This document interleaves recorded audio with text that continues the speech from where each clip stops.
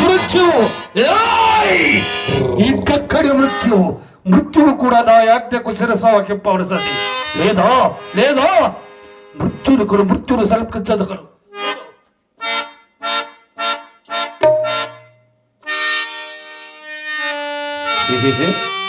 ఏమంటావు? పలుకవే. అది మోకరించి చేతులు జోడించి నా యాజ్ఞకు చిత్తమంటుండు. లేదా లోకలన్నీ పట్ట పగలి గట్టిగా చీకటిలో మునిగిపోయి పాదాలు కమ్ముకొని కబడిపోతాయి. అట్టి జ్వాలలు నాలుకలు చాపుకొని వచ్చి చేసేయగలవు.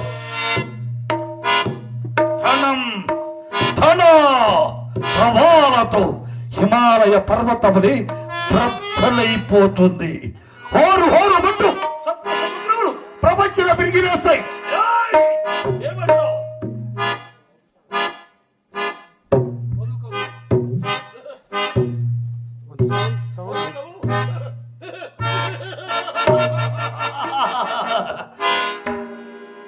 భయపడిపోయింది, శక్తి భయపడిపోయింది. పక్కిరు హట్టహాసాలకు భూగోళమే బద్దలిల్లింది. కాలకాదమ్మిన పోయిన భర్తలాల గుండెలు విరిగిపోయేలా కాక్షిస్తూ పరుగులు తీస్తుంది.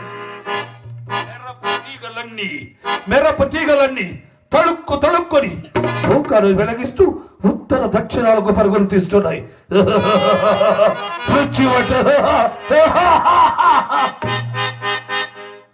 మాయల పక్కిరు మంత్రశక్తి ముందు అన్ని పైసలా. ఈ మంత్రశక్తిని సాధన చేయడానికి చేతకాక ఎందరో అపజయపడి నల్లులా మాడి బూడిదయ్యారు. వాళ్ళ దొంగలకు తప్పిట్ట వాంచిన పెద్ద మనుషులు ఎందరో రెక్కలూడిన గ్రంథంలో నేల వాడి ముసుగులు వేసుకొని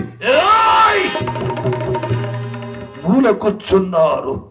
తెలివి తక్కువ దద్దమ్మలు. కాపాలి కోన దొంగల నా సేవకులు మత్తగజ ఖడ్గములుగా దంతాలతో సృష్టించిన మన దయ్యాల కోట చుట్టూ రాతి మృతములుగా మారి ఉన్న ధనమధాంతుల పీకలు తెగవేసి ఆ వేడి రక్తములు మన భూత ప్రేత పిశాచాలకు దాహత్యమో